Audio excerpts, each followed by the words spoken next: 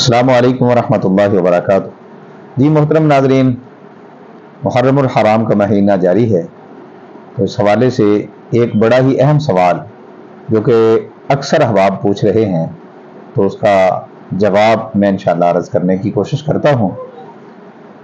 वो सवाल क्या है कि रोज़ा किस दिन है, 9 मुहर्रम हराम का या 10 मुहर्रम हराम का।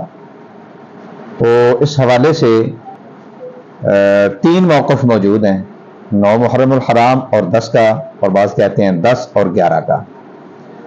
तो सही मौक़िफ़ क्या है, इनमें से 9 और 10 का मौक़िफ़ भी मौजूद है, जो कि बाज़ मुहक्किकीन उलमाए किराम ने उसको भी इख्तियार किया है, और एक मौक़िफ़ है कि 9 मुहर्रम हराम का।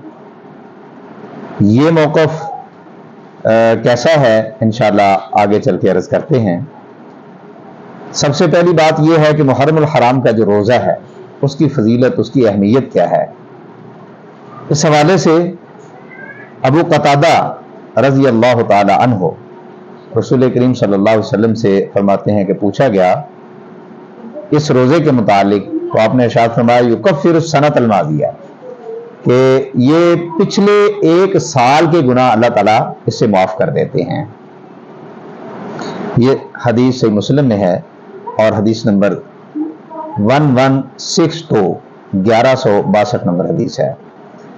इसी तरह हजरत आयशा रज़ी अल्लाह ताला अन्हा से भी रवायत है कि कदीम से ये रोज़ा रखा जाता था, यहूद भी रोज़ा रखा करते थे।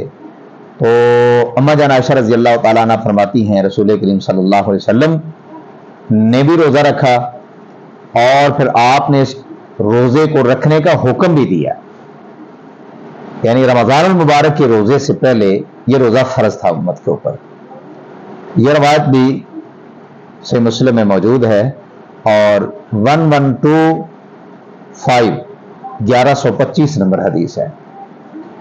और फिर इसी तरह सैयदना अब्दुल्ला बिन अब्बास रज़ी अल्लाह ताला अन्हुमा फरमाते हैं कि यहूद रोज़ा रखते थे, तो पूछा गया क्यों रखते हैं, तो कहा कि मूसा अलैहिस्सलाम को अल्लाह ने निजात दी थी, मूसा अलैहिस्सलाम ने रोज़ा रखा इसलिए हम रखते हैं। तो रसूल करीम सल्लल्लाहु अलैहि वसल्लम ने इरशाद फरमाया कि हम मूसा अलैहिस्सलाम के यहूद की निस्बत ज़्यादा करीब है, तो लिहाजा हम भी इस दिन रोज़ा रखेंगे। तो आपने भी रोज़ा रखना शुरू किया। यह रवायत भी सही बुखारी की है 2004, और सही मुस्लिम में 1130 और इस दिन की नसारा भी ताज़ीम किया करते थे। यह रवायत भी सही मुस्लिम में मौजूद है, और हदीस नंबर 1134 1134 नंबर हदीस। अब किस दिन रोज़ा रखना है, इस हवाले से उलमा में इख्तिलाफ पाया जाता है। बाज़ ने 9 का कहा है और बाज़ ने 10 का कहा है, 9 और 10 का कहा है।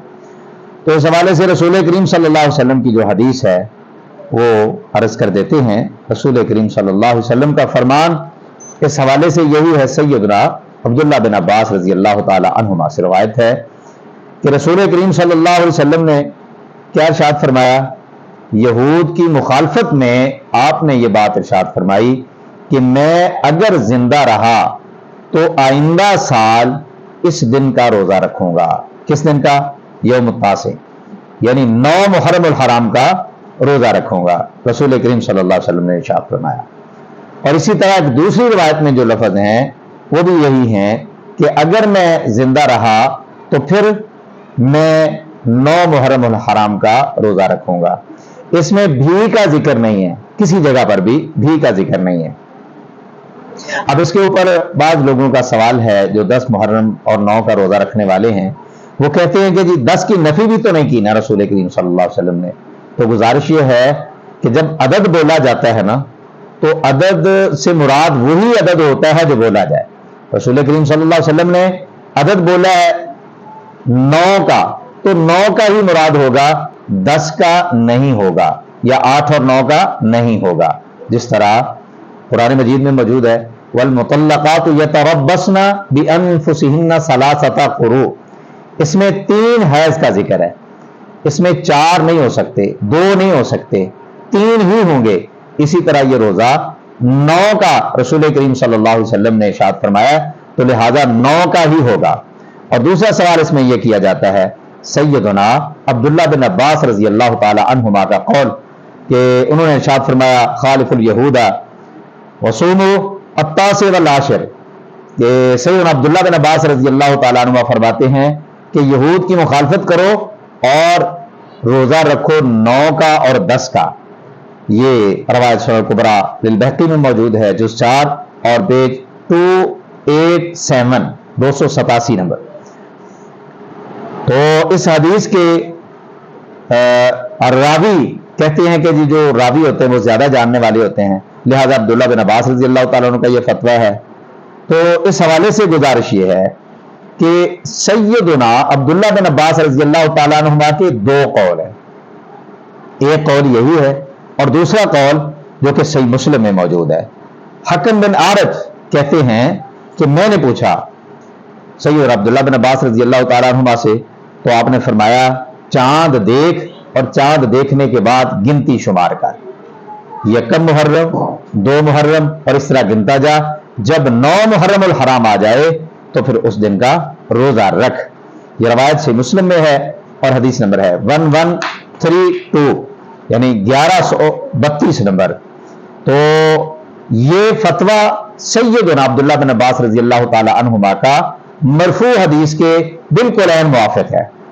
اور پھر ابن عباس رضی اللہ تعالی عنہما سے یوم عاشورہ کے متعلق پوچھا گیا تو فرمایا ہوا یوم التاسع، وہ کون سا ہے؟ 9 کا ہے۔ یہ روایت سے ابن خزیمہ میں موجود ہے اور حدیث نمبر ہے 2098 یعنی 2098 نمبر حدیث ہے۔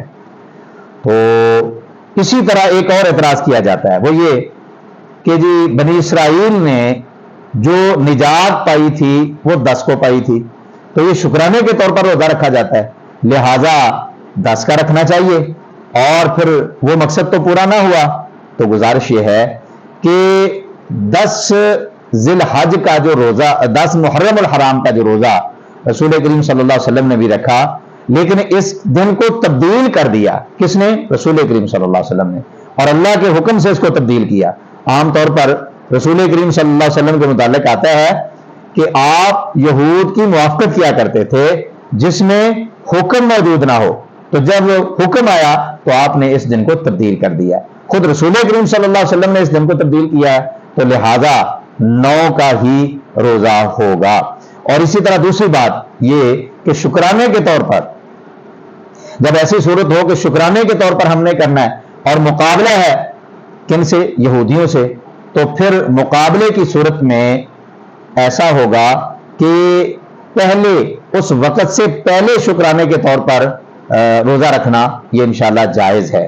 خود اسی حدیث میں بھی موجود ہے، کیونکہ 10 محرم الحرام کو جو روزہ رکھا ہے آپ نے، تو 10 محرم الحرام کو دن کے درمیان میں فتح ہوئی تھی نا، لیکن یہ روزہ تو اس سے پہلے ہے۔ اسی طرح یہ ایک دن کا روزہ یہود کے مقابلے میں جب مقابلہ ہوا کہ ہم ان سے زیادہ شکر ادا کرنے والے ہیں، تو پھر سیدنا رسول اللہ صلی اللہ علیہ وسلم نے اس روزے کو 9 میں کنورٹ کر دیا۔ تو لہذا صحیح بات یہی معلوم ہوتی ہے کہ 9 ذی الحج کا، 9 محرم الحرام کا روزہ ہے۔